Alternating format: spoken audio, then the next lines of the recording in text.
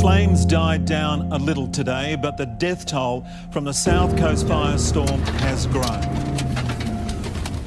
Tonight we know at least 7 people are dead. Knew that every single one of these tiny flames could mean the end of his home. Flash over, CP48, flash over. Take down, 3.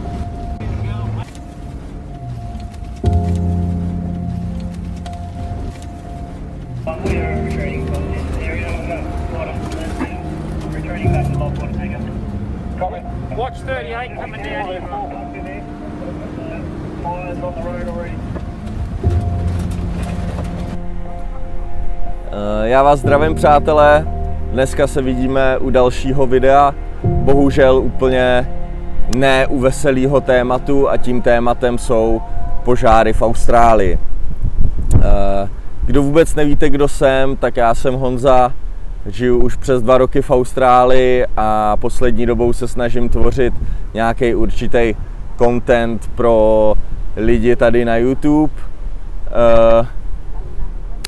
Hodně z vás se mě ptalo, nebo hodně z vás, pár z vás lidí na YouTube se mě ptalo a zároveň mi pár lidí i napsalo, vlastně veškerý poslední dotazy se toho týkaly, jak to tady vlastně je v té Austrálii s těma požárama a jestli mě osobně se to nějak dotýká.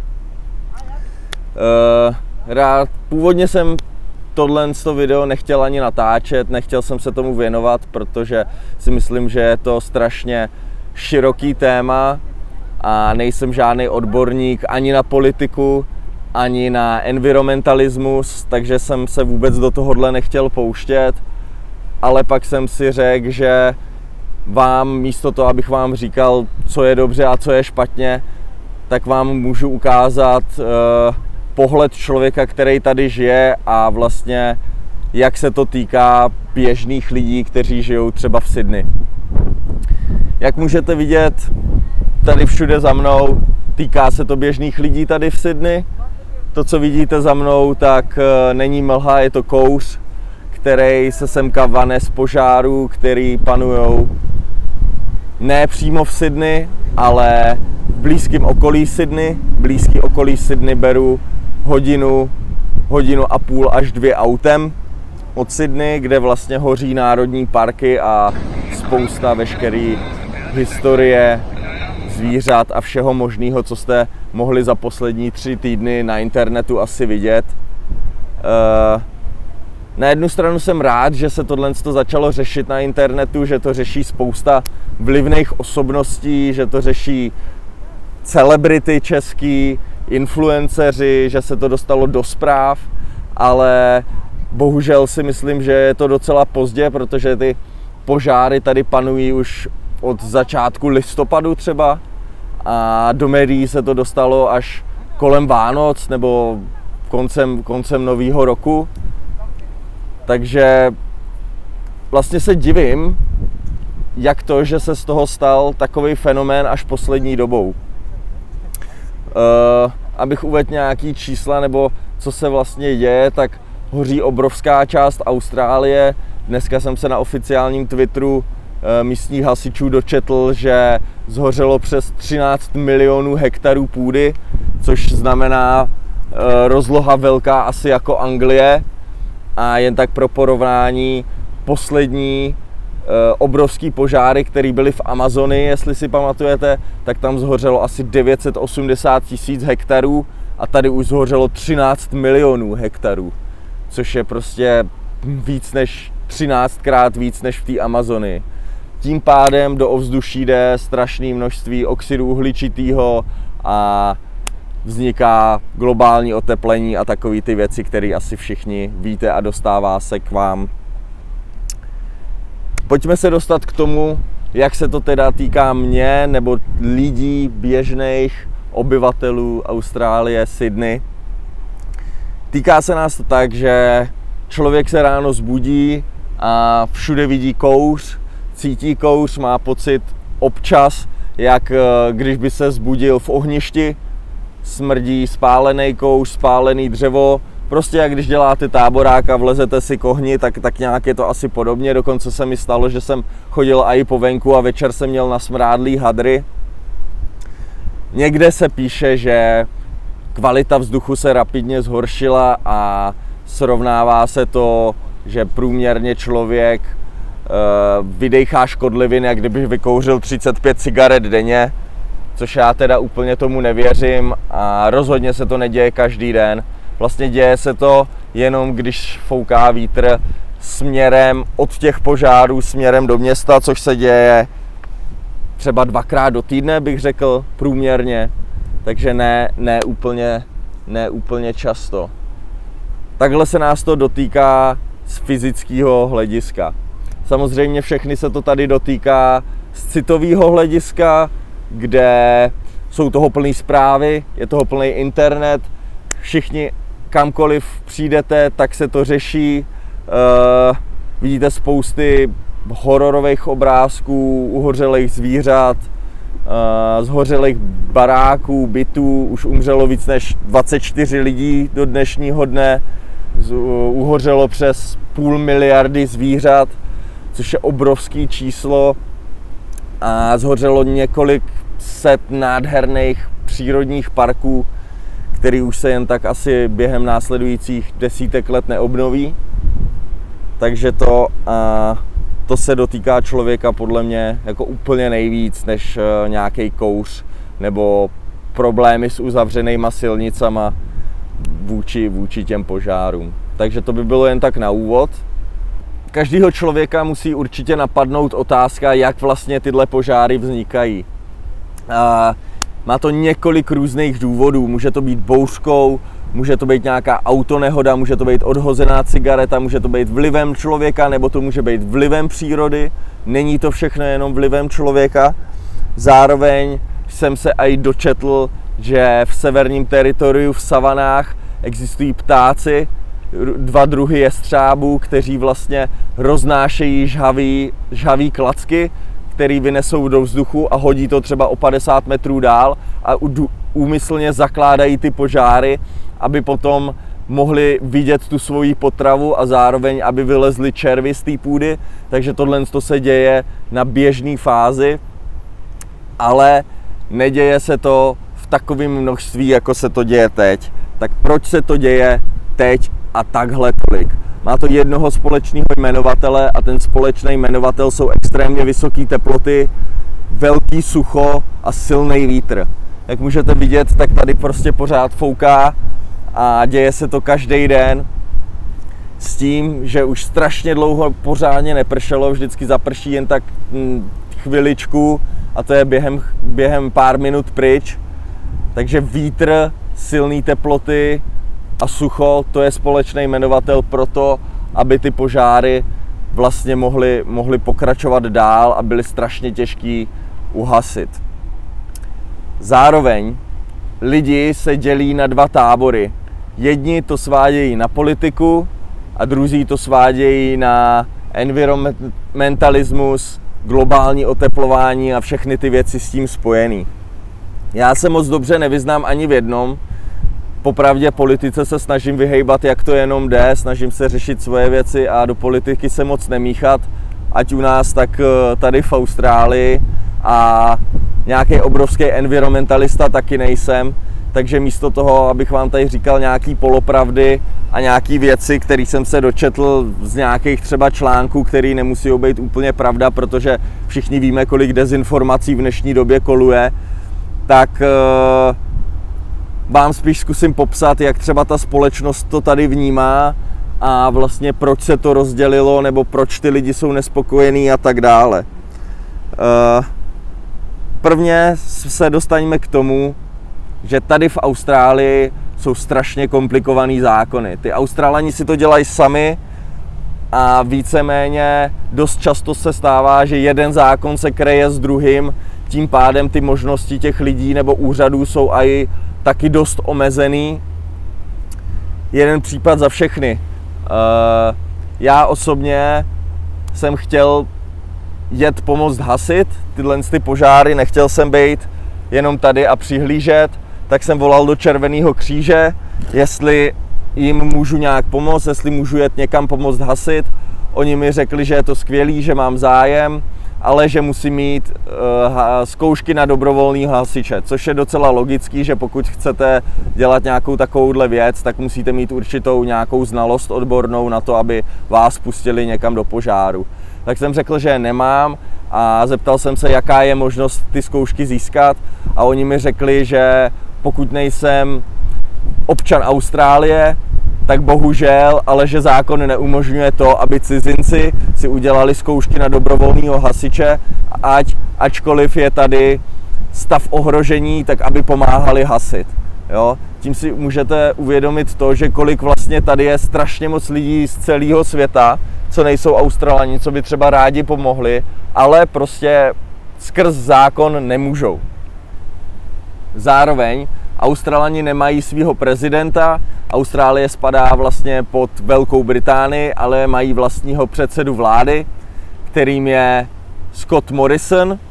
Tato osoba je v médiích a lidma dost často kritizovaná za svoje politické názory a za to, jak vlastně se staví k určitému environmentalismu, co se týče Austrálie. Scott Morrison je hlavně kritizován za to, že zakázal takzvané vypalování trávy, vypalování lesů, což znamená, že vlastně Australani už strašně dávno, už od strašně dávných dob vždycky svoje dvorky nebo svoje části lesů, který měli, tak kontrolovaně vypalovali s tím, že z nich vypalovali tu trávu a všechno to dřevo, které se válelo po zemi.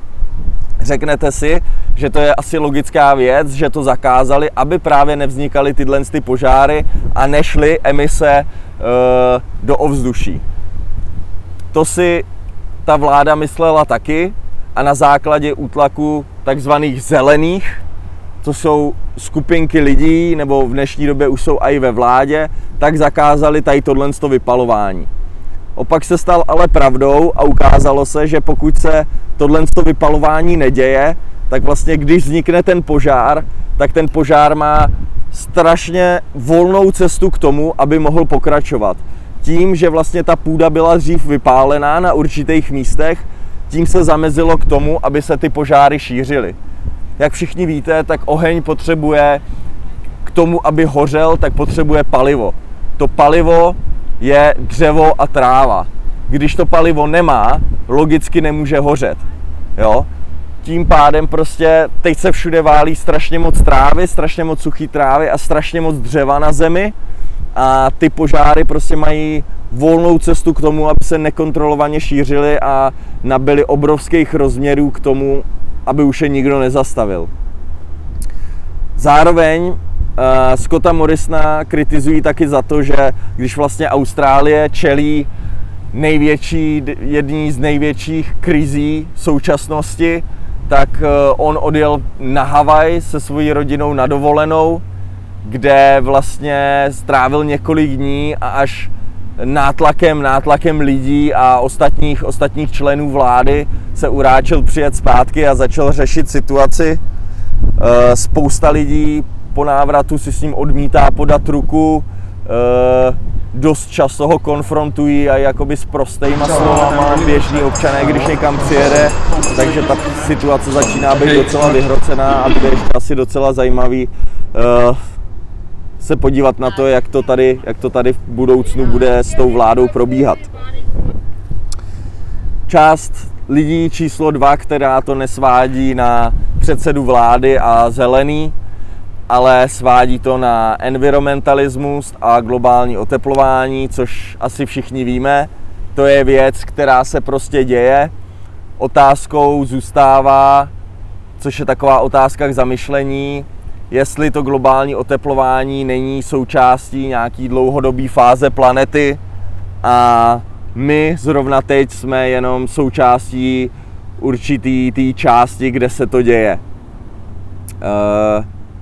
Samozřejmě v dnešní době existují určitý typy zbraní na ovlivňování počasí a asi by se dalo, když by byly peníze a ochota, vypustit něco do vzduchu, aby se spustily obrovské bouřky a ty požáry se uhasily. Otázkou ale pořád je, jestli narušování toho přírodního procesu nepovede ještě k něčemu horšímu.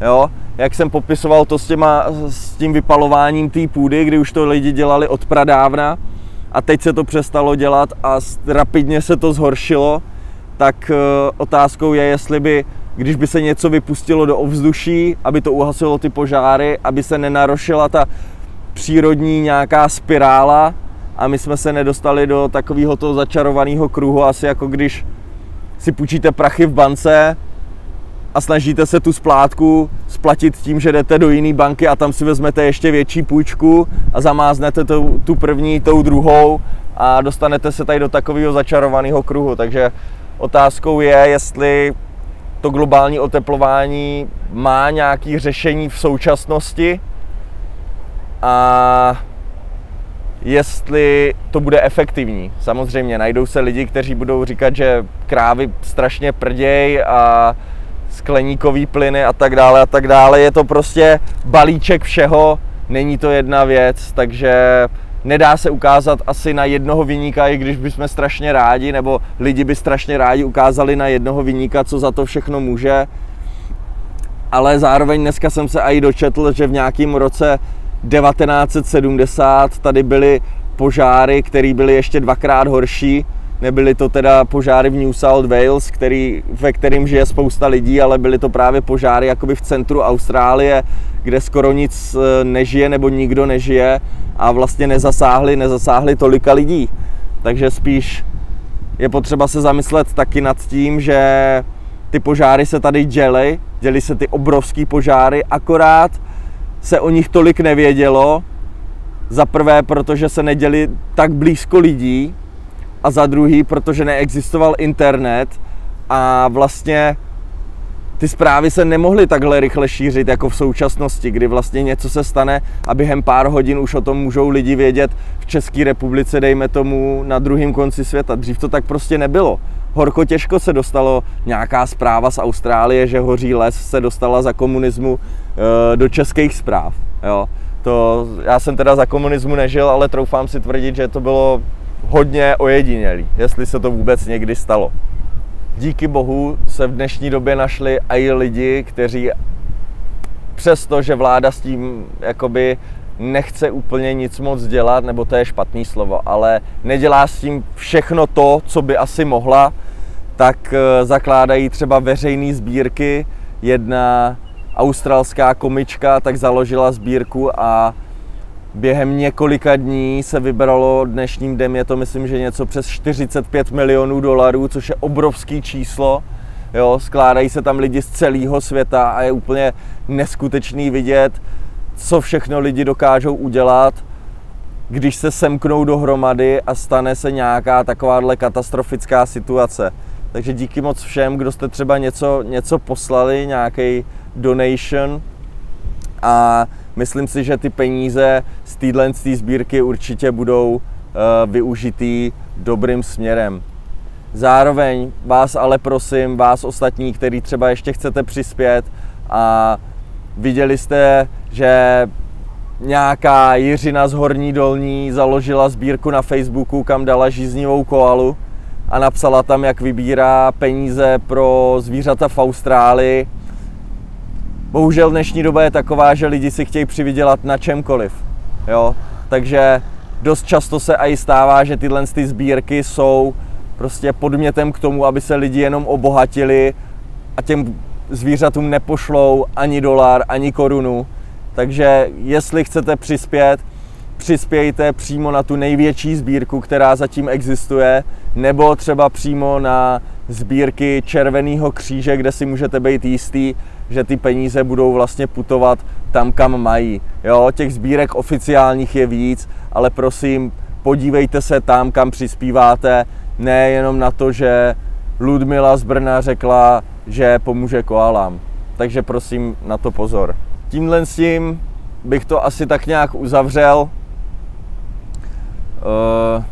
Jak si říkám, nemám odborné znalosti o téhle problematice, proto se mi úplně nechcou tvrdit nějaký názory, který třeba nemusí být úplně pravda. Doufám, že si na to uděláte obrázek vy sami, takovej, jaký budete potřebovat.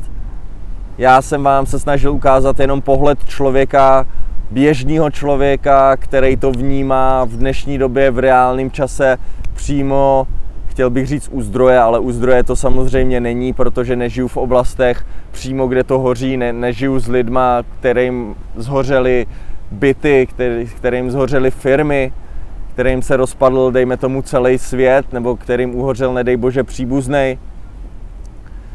Takže jsem tady, jak můžete vidět, pro nás je to nejmenší, tady chvíli dejchat nějaký znečištěný kouř. A já jsem rád za to, že se tahle situace začala hejbat, že to začalo hejbat světem a že třeba někdo přijde už konečně s tím správným řešením, jak přimět lidi k tomu, aby se začali zamýšlet, jakou stopu tady vlastně necháváme. Tím vůbec nenarážím na nějaký environmentalisty nebo zelený nebo nějakou Grétu, ale prostě každý z nás by se měl asi srovnat trošku v tom, že můžeme to udělat i líp a chovat se k té planetě trošku líp než doteď. To by bylo asi všechno. Díky moc, že jste se dívali.